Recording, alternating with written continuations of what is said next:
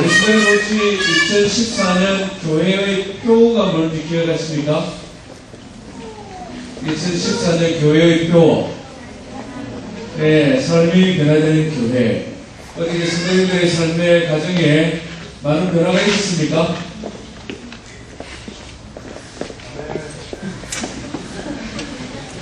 우리 성도님들의 개인의 삶의 가정에 하나님이 주시는 많은 변화들이 좀 있었습니까?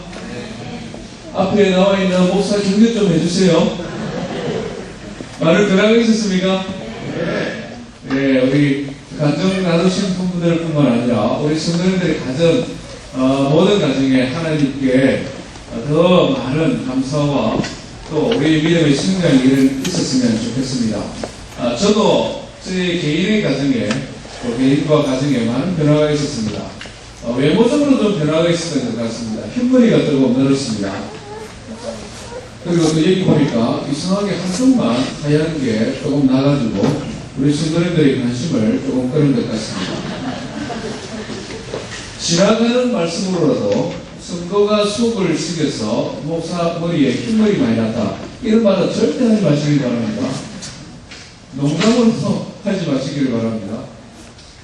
그런 일 전혀 없고 가문할 만큼 사랑을 많이 받고 우리 성도님들이 얼마나 훌륭하고 좋은 분인데 그런 말씀은 지나가는 말씀으로도 안 해주셨으면 좋겠습니다. 흰머리가 조금 나니까 제가 저 사진을 스스로 보는 시각이 조금 달라지는 것 같습니다.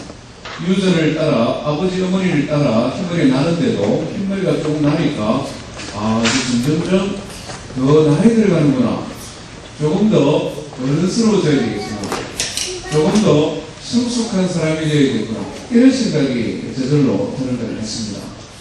개인적으로 저희 가정에도 여러 가지 변화가 있었는데요. 사랑하는 딸이 자기가 원하는 대학에 원하는 전공에 공부할 수 있도록 지나가게 된 것, 저는 하나님 앞에 너무나 감사를 드립니다. 한 가지 연초에 세웠던 목표가 잘 세워지지 않아서 조금 이렇게 아쉬운 점도 있는데 뭐냐면 영어입니다. 올 연초에 참 영어 공부 한번 열심히 해보려고 마음을 먹었었는데 참 의지도 연약하고 경상도 사람이 서울도 안 가보고 영어 하려고 하니까 이게 어떻게 어려운지요. 이게 조금 아쉬움이 남습니다. 교회적으로도 참 감사한 일, 또 변화가 너무나 많이 있었는데요. 우리 성도님들의 믿음의 성장에 하나님 앞에 감사합니다. 새 가족들이 얼마나 많이 왔는지 모릅니다. 우리가 열심히 전도지 나누며 전도하지 않는데도 하나님께서는 많은 새 가족들을 보내주셔서 기존 성도도 있고 처음 예수 믿는 사람도 있는데 이 교회를 통해 믿음 뿌리 내리고 신앙생활을 같이 하게 되는데 얼마나 감사한지 모릅니다. 뿐만 아니라 하나님께서는 자생적으로 발생하는 새 가족들도 얼마나 많이 주셨는지를 모릅니다. 그게 뭔지 아십니까? 출산. 우리 성도님들이 어떻게 애를 그렇게 잘 낳는지요? 예, 퍼스트 베프스트 병원을 가면 아마 잘은 모르기는 하지만 우리 늘성장로교회 성도님들 자녀들이 올해도 아주 많은, 제가 구체적으로 헤아려보진 않았습니다만 외적인 자생적인 성장, 새가족들을 하나님이 해주셨습니다. 주차장과 교실 확장이 은혜 가운데 잘 시작되고 완공되었습니다. 연말까지 큰 시험 없이 성도들의 삶을 지켜주신 하나님 앞에 감사드렸습니다. 아쉬움이 하나 있다면 우리 우예원 어린이 온 성도들이 함께 하나님 앞에 기도하고 있는데요. 제가 성탄 전날에도 신방을 한번 다녀왔습니다. 봤는데 그때는 생생하게 좋았습니다. 지금 계속 강암 치료 중인데 이제 머리카락도 새로 많이 자라고 있고 한 4번 정도 치료가 더 남았습니다. 기도하기는 올 연말 송구임 예배 드릴 때 같이 건강한 모습으로 예배 드리기를 소원했는데 치료받는 과정 속에 여러 가지 열이 좀 나고 또 항암 치료가 힘들고 어디서 딜레이 되고 이런 바람에 마치지를 못했습니다. 내년에 건강한 모습으로 회복되어서 함께 하나님 앞에 예배하고 얼굴 보는 것, 그것이 조금 더 저희 마음에 간절한 기도 제목 가운데 하나입니다. 국가적으로도 참 많은 감사와 또 강구할 내용들이 있는 것이 같습니다. 4월 16일에 있었던 세월호 사건, 그 이 가족들은 점점 더 깊어져가는, 그리고 더 커져가는 마음의 상처를 가지고 지금도 하루하루를 힘들게 살아가고 있다고 생각합니다. 그 가정들을 위해 새벽마다 기도하고 있습니다. 남북 군부담보다도 더 힘든 대한민국의 이념적인 갈등, 세대 간의 갈등, 이것 때문에 정말 우리 성도들이 피땀 흘려 세운 나라가 선진국 대열에서 낙오되지는 않을까. 우리 후배들에게는 우리 부모님들이 물려준 것보다 더 못한 나라를 물려주지는 않을까. 정말 힘도 없고 할 수 있는 것도 별로 없는 목사이지만 그냥 새벽마다 하나님 앞에 용서고 있습니다. 대한민국을 불쌍히 여겨달라고. 미국 경제가 회복되는 것 하나님 앞에 감사의 제목입니다. 그렇지만 교회가 점점점 세속화되어져 가는 것, 아주 보수 교단 몇몇 교단만 남겨놓고 대부분의 교단들이 세속화의 길을 걸어가고 있습니다. 그것이 굉장히 마음 아프고 또 마지막 소리에 우리가 기도해야 될 내용이라고 생각되었습니다. 나름대로 저 개인이 연말을 지내면서 저의 가정과 또 교회와 또 조국과 미국을 생각하며 하나님 앞에 감사드릴 것 감사하고 또 강구할 것 강구하고 있는 내용입니다. 우리 성도님들의 테이블을 보면 노란색 카피 가지고 감사와 강구 제목이 있는데요. 예배 다 마치고 난 다음에 테이블로 간식 나누실 때에 세 가지씩 적어놨습니다. 하나님 앞에 한 해를 돌아보며 또 새로운 한 해를 계획하는 그런 시간이 되었으면 좋겠습니다. 오늘 읽은 본문 가지고 무엇이 정말 복된 것인가 하는 것 두 가지만 나누기를 원합니다. 첫 번째는요, 세상과 구별된 삶을 사는 것 그 자체가 복이다 이렇게 말씀합니다. 1절에 보니까 복 있는 사람은 악인들의 꾀를 따르지 아니하며 죄인들의 길에 서지 아니하며 오만한 자의 자리에 앉지 아니한다. 세 가지 다 하지 말라고 말씀하고 있죠. 악인들의 꾀를 좇지 않고 죄인들의 길에 서지 않고 오만한 자의 자리에 앉지 않는다. 일반적으로 우리가 복이다 이러면은 사람들은 무엇을 얼마나 가졌는가, 얼마나 소유했는가 이것을 가지고 복이라고 이야기를 합니다. 그래서 어른들은 얼마나 돈을 많이 가지고 얼마나 높은 직위에 있느냐, 얼마나 영향력 있는 삶을 사느냐, 학생들은 얼마만큼 예쁘냐, 얼마만큼 공부 잘하느냐, 얼마만큼 인기가 좋으냐, 이런 것을 복이라고 하는데 성경은 복에 대하여 말씀하면서 이런 소유나 현상에 대한 것을 말씀하지 않고 관계에 대한 것을 말씀합니다. 누구와 어떤 관계를 맺고 살아가느냐, 그것이 복이라는 것이죠. 첫 번째는 관계를 맺지 말아야 될 사람들과 안 맺는 것이 복이다. 악인, 죄인, 오만한 자와의 관계를 단절하는 것, 그것이 복이다. 악인이다 하는 것은 영어로 보니까 위키드라는 단어를 쓰는데 뭔가 행동으로 옮겨서 악을 행했다기보다는 그 마음이 경건하지 못하고 그 마음의 생각이 악한 것. 죄인은 구체적으로 실천으로 옮기는 것. 마음에 가지고 있는 악한 생각을 실제 행동으로 옮기는 것. 죄인. 오만한 자, 조금 우리가 잘 사용하지 않는 단어인데요. 헬라어로 보니까 레침이라는 단어를 쓰고 있는데 입을 삐죽거리며 조롱한다. 특별히 신앙에 있어서 하나님을 모욕하고 극악한 말을 서슴지 아니하고 하나님의 자녀들을 비웃고 조롱한다. 이런 것이 오만한 자. 복 있는 사람은 어떤 사람이냐면 이런 악한 사람, 죄인들, 오만한 사람들과 함께하지 않는 것이다. 어떤 특별한 범법 행위를 해서 죄인이라기보다는 마음속에 경건한 생각이 없고 하나님에 대한 예배가 없고 하나님에 대한 존중하는 마음이 없고 그냥 육체의 욕심을 따라 세상 사람들에게 살아가는 방식으로 살아가는 것, 편리하게 사는 것, 복잡하게 생각하지 않는 것, 그냥 세상적으로 잘 살면 되는 것. 그래서 그냥 그렇게 살아가는 것이 잘 사는 것이다라고 생각하고 살아간다는 것입니다. 대부분의 사람들은. 그런데 이것이 우리 믿는자들에게 미치는 영향이 있는데 자신들만 그렇게 살아가는 것이 아니라 그렇게 살아가는 것이 멋진 인생이고 그렇게 살아가는 것이 재미나는 인생이고 그렇게 한번 같이 살아보자고 우리 믿음의 자녀들을 유혹한다는 것입니다. 함께 길을 걸어가자 그러고 함께 앉아서 놀자 그러고 함께 즐겨보자라고 미혹하고 유혹하는 그와 같은 세상의 사람들, 그들이 무슨 대단한 악을 한 것이 아니라 아직 보면 우리 옆에 있는 우리 이웃이 될 수도 있고 우리 직장의 동료나 상사가 될 수 있고 우리 가족 가운데 일원이 될 수도 있다 하는 것입니다.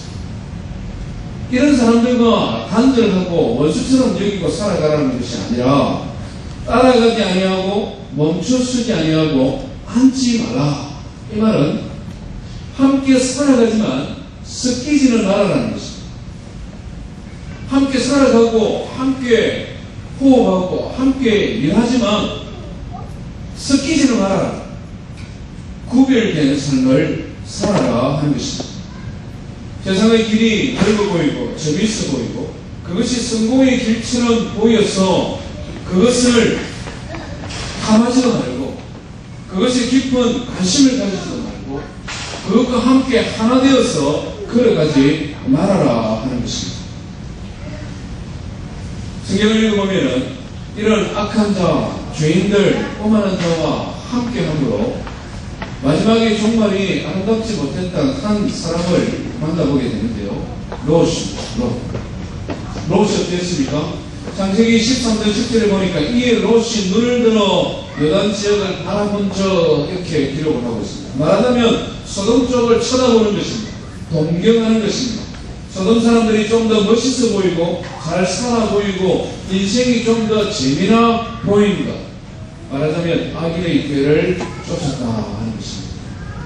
그렇게 바라보다가 조금 더 시간이 가니 어떻게 됩니까? 장막을 옮겨 소돔까지 이르렀더라. 말하자면 같이 길을 걸었다는 것입니다.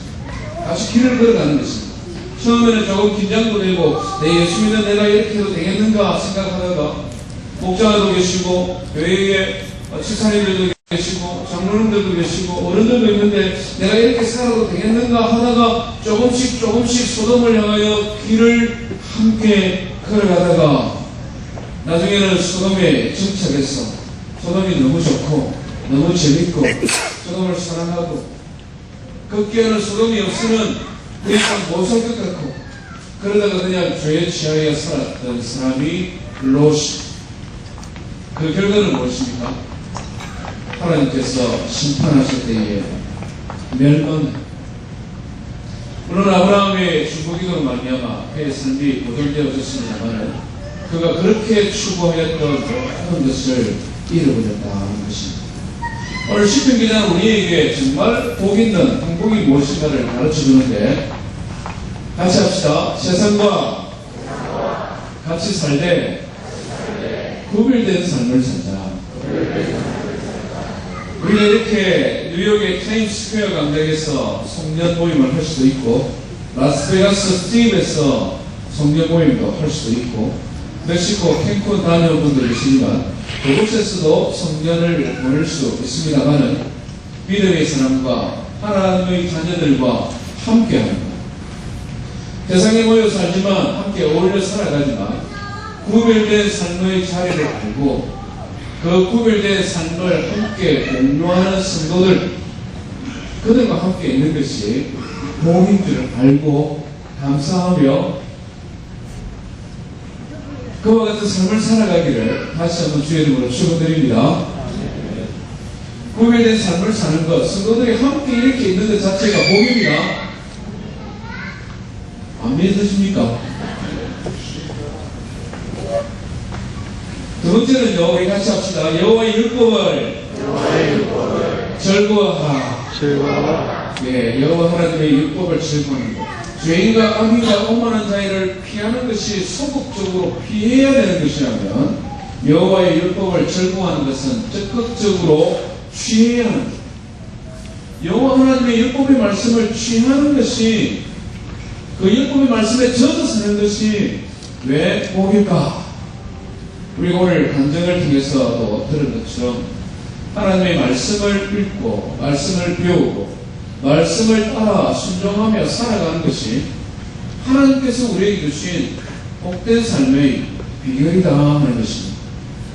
다윗은 이것을 누구보다도 잘 터득했던 사람 가운데 하나인데요. 10편 19편에 보면 이렇게 고백합니다. 여호와의 율법은 완전하여, 하나님의 말씀은 참 대단하고 퍼펙트한데 영혼을 소성하게 하고 우리의 영혼을 새롭게 하는 하나님의 말씀의 능력이, 하나님께서 우리를 만드실 때에 몸도 만들고 마음도 만들고 영혼을 만드셨는데 그 가운데 하나님의 형상을 따라 지음받은 것이 영혼이고, 그래서 하나님께서 우리에게 나누어 하고 불어서 나눠주신 것이 영혼인데, 영혼이 소성해야, 영혼이 건강해야 우리의 생각도 건강하고 마음도 건강하고, 마음이 건강하고 생각이 건강해지면 우리 육신도 건강해지는데, 이 영혼의 치료가 뭐냐면 하나님의 말씀이다. 여호와의 말씀은 확실하여 무던한 자로 지혜롭게 하며, 이 세상을 살아갈 수 있는 지혜가 하나님의 말씀으로부터 온다 하는 것입니다. 부부싸움 말씀 많이 하시는 분, 하나님 말씀을 읽어보십시오. 부부싸움을 많이 하는 이유 중에 하나는 자기가 똑똑해서 그렇습니다. 자기가 착하기 때문에 부부싸움을 합니다. 제가 이것을 정말 잘 압니다. 왜냐하면 진짜 부부싸움 많이 했거든요. 제가 제일 잘난 줄 알고, 제가 제일 옳은 줄 알고, 제가 살아가는 방법이 정답인 줄 알고, 그것을 요구를 하니까 저 사람도 요구하잖아요. 자기가 제일 똑똑하니까. 하나님의 말씀을 배우고 하나님의 말씀이 마음에 있을 때에 돌이킬 수도 있고 상대방을 인정할 수도 있고 우리 삶의 지혜롭게 하는 비결이라는 것입니다. 여호와의 교훈은 정직하여 마음을 기쁘게 하고, 하나님의 말씀이 우리 마음을 기쁘게 합니다. 침체되고 낙심되고 그래서 외롭고 고독하고 TV 재밌는 거 보면 마음이 기쁘시는 것이 절대 아니고, 옛날에 좋아했던 가수의 음악 들으면 영혼이 새로워지는 것이 절대 아니고, 하나님의 말씀이 들어오면 마음이 기쁘십니다. 여호와의 계명은 순결하여 눈을 밝게 하도다. 안목의 중력과 일생의 사랑을 이길 수 있는 힘이 하나님의 말씀이 있다는 것입니다.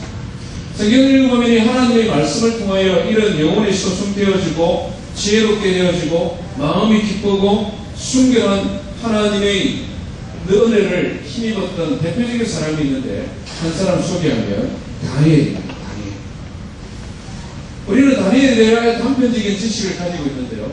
10대의 나라가 망해서 전쟁의 포로로 들어갔지만 하나님께서 주시는 지혜로 말미암아 바벨론의 총리가 되어지고, 바벨론의 나라가 망하고 난 다음에 메대와 바사 왕조가 바뀌는데도 그가 동일한 영향력을 소유했던 믿음의 사람이 되어서 오랫동안 살았는데요. 그는 하나님 앞에 이상을 많이 보고 기도의 체험을 많이 받았던 사람입니다. 그런데 그런 그의 인생의 삶의 비결이 어디에 있느냐? 하나님의 말씀이다. 다니엘서 1장 8절에 다니엘이 뜻을 정하여 하나님 앞에 우상으로 드려진 제물을 먹지 아니했는데, 그 우상에 바치는 제물이 옳지 못하다 하는 것을 그가 어떻게 알았습니까? 하나님의 말씀으로. 다니엘이 사자굴에 들어갈 사람들은 그런 위협에도 불구하고 하루에 3번씩 예루살렘을 향하여 창문을 열고 하나님 앞에 기도했는데, 그 기도의 원리를 어디서 그가 발견했습니까? 하나님의 말씀을 듣습니다. 다니엘서 9장에 보면은 이런 말씀이 기록이 되어져 있습니다. 다니엘이 철저히 하나님의 은혜를 깨닫고 난 다음에 이스라엘 백성이 포로로 되었다가 70년 만에 회복될 것을 그가 깨달았는데요. 제가 한번 읽어보겠습니다. 다니엘서 9장 2절에 그 통치 원년에 나 다니엘이 책을 통하여 여호와의 말씀으로 선지자 예레미야에게 알려주신 그 연수를 깨달았나니 곧 예루살렘의 황폐함이 70년 만에 그치리라 하신 것입니다. 다니엘이 하나님의 말씀 그 책을 통하여 선지자 예레미야를 통하여 주어졌던 예레미야서 예언서의 말씀을 읽고 연구하는 것을 통하여 하나님의 지혜를 얻었다는 것입니다. 하나님의 계획을 알게 되었다는 것입니다. 하나님께서 어떻게 이스라엘을 회복시킬 것인가 하는 것을 아무도 모르고 있었는데 다니엘은 알았다는 것입니다. 그 책을 통하여. 다니엘은 정말 지혜로운 사람이었습니다. 그래서 다니엘서 12장 3절에 보니까 지혜 있는 자는 궁창의 빛과 같이 빛날 것이요 많은 사람을 옳은 대로 돌아오게 한 자는 별과 같이 영원토록 비치리라. 저 오늘 푸른 감독회를 섬기는 성도 여러분, 하나님의 말씀을 읽고 묵상하며 연구하며 그 말씀이 우리에게 참된 복을 주는 줄 믿으시길 바랍니다.